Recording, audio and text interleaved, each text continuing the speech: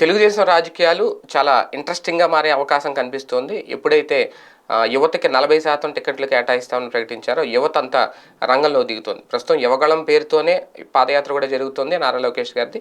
తాజాగా గంటా శ్రీనివాసరావు గారి తనయుడు నారా లోకేష్ గారు చేస్తున్న పాదయాత్రలోకి వెళ్ళి ఆయన్ని కలవడం ఇప్పుడు ప్రాధాన్యత సంతరించుకుంది. ఆయన కూడా రేపు ఎమ్మెల్యే అభ్యర్థిగా కంటెస్ట్ చేసే అవకాశం ఉంది. ఎమ్మెల్యే కానీ లేదంటే ఎంపీ అభ్యర్థి కానీ. ఎందుకంటే గంటా శ్రీనివాసరావు గారు అంటే ఒక 4-5 సీట్లు తెచ్చుకొని 4-5 నియోజకవర్గాల్లో గెలిపించగల సత్తా ఉన్న నాయకుడు అనేది తెలుగుదేశం పార్టీలో ఉంది. అలాగే ఇప్పుడు ఆయన కుమారుడు అంటే ఒక పక్క మాజీ మంత్రి నారాయణ గారికి అల్లుడు, ఇంకో పక్క మాజీ మంత్రి గంటా శ్రీనివాసరావు గారి కుమారుడు. ఖచ్చితంగా ఆయనకైతే సీట్ ఇస్తారు అనేది, అంటే ఆర్థికంగా అంగబలం అద్దబలం అన్నీ చూపించుకోగలే శక్తి వాళ్ళకు ఉంది అనేది. కాకపోతే ఇప్పుడు ఎక్కడి నుంచి బరిలోకి దిగుతారు అనేది, అంటే ఆయన గంటా రవితేజ ఆయన పేరు, వచ్చే ఎన్నికల్లో అసెంబ్లీ స్థానం నుంచి బరిలోకి దింపాలి అనే ఆలోచనలు అయితే చేస్తున్నారు. అందుకే నారా లోకేష్ గారిని నెల్లూరులో పాదయాత్ర చేస్తున్న టైంలో వెళ్ళి కలవడం ఇప్పుడు సంచలనంగా మారింది. ఎందుకంటే నారా లోకేష్ గారి యూత్ టీంలో ఈయన కూడా ఒకరుగా ఉన్నారు.